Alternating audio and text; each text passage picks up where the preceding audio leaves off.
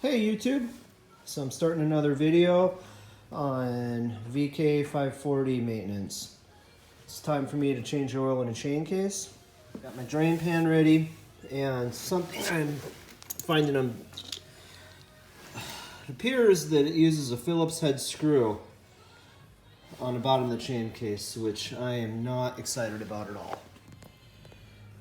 Okay, there you go. So you guys see that? There's the drain plug hole right there. Can we see up in there? Yeah, there you go. Gosh, it's just stupid. Why did Yamaha do that? It's a totally awkward position to get at. And it's a Phillips head screw. God damn, that's just dumb. Yeah, all right, well. Have to go through here and figure out what Phillips head screw fits the best. So on to that. All right, guys. Got it draining, and that was a bit of a pain in the ass. And the only reason that it's a pain in the ass is because of this Phillips head screw. I don't know why they did that. Drain plugs I've dealt with in the past have always been, on the Polaris's anyway, or a hex head, like use an Allen wrench. So it looks like this isn't, I could reuse it, it's not malformed, but I'm not putting this piece of shit back in there. I ended up jacking this thing up to get enough room so I could swing. I'll show you the frickin' size hammer I had to use. So I ended up using my impact driver. I couldn't find a single bit in here that I felt comfortable that was going to work. So I ended up using this one, and it is it's a P3. It's an impact driver bit. It's a good quality one. It's made in USA. It's not a piece of junk from China. This is what I use. Number 1141 impact driver. I've had this tool since 1992. I don't use it that much, but it always works. So I need to go find a regular hex head bolt to replace this thing with. I don't mean to belabor this, but you have one chance to get a screw like this out.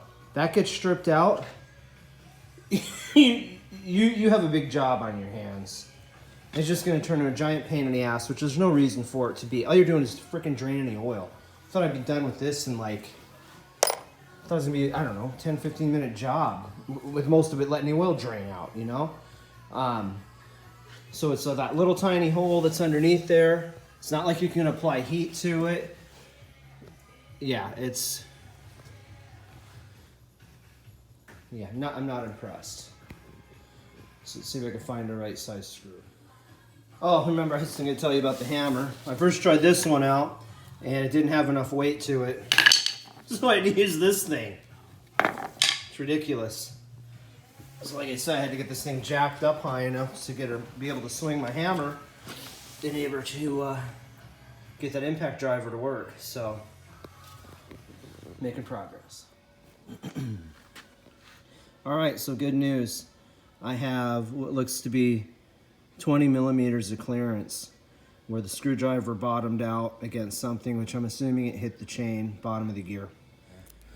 So I'm into my bicycle parts, and I'm attempting to find a hex head screw, which will be easier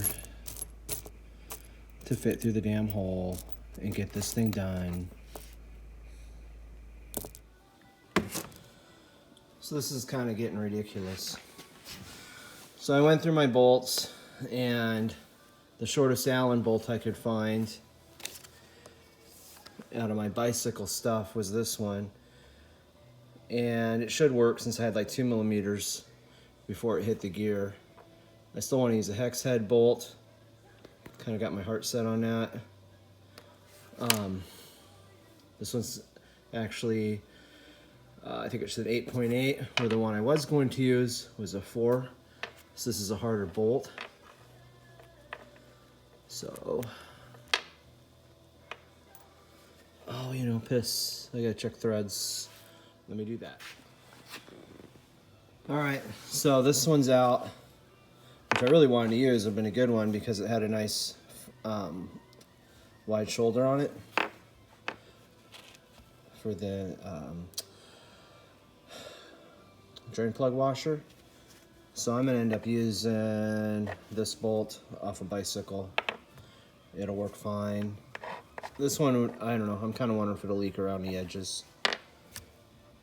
It's ridiculous how much time I've spent on this stupid project.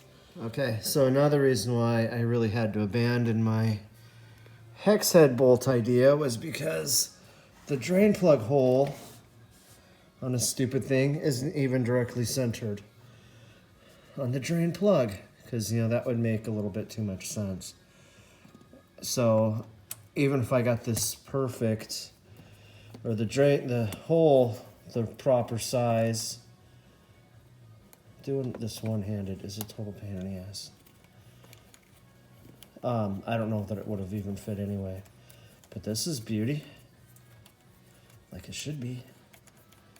This is how it should have come from the fucking factory. Pain in the ass.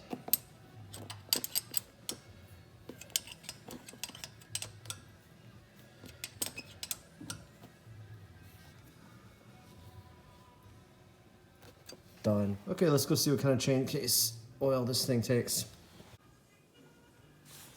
Well, I have a feeling this video will probably be helpful to somebody because,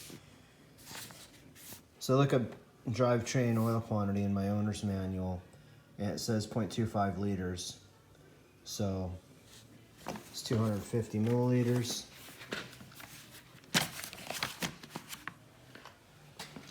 So I'm gonna go ahead and use AMSOIL synthetic Chaincase and gear oil.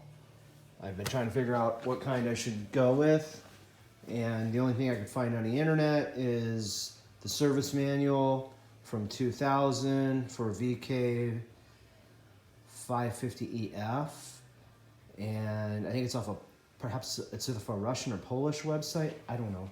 Anyway, it said using gear oil, which I don't have that in my shop, and it was GL3, which I don't even know if they make anymore. Everything I have in my shop is GL5. The other thing it was saying, like a screw to check, which reminds me of the old Indies, which I'm assuming is right there, which doesn't exist on mine. So it's kind of interesting. I do see a rubber plug, like an old Indie. You see that? I'm assuming I can feel my chain, so I'm going to tighten the chain on this. The owner's manual actually tells me how to do that. Just save you guys some time. You loosen that nut, you go finger tight, and then I believe you then loosen it again. Where was that at? I was just reading through there.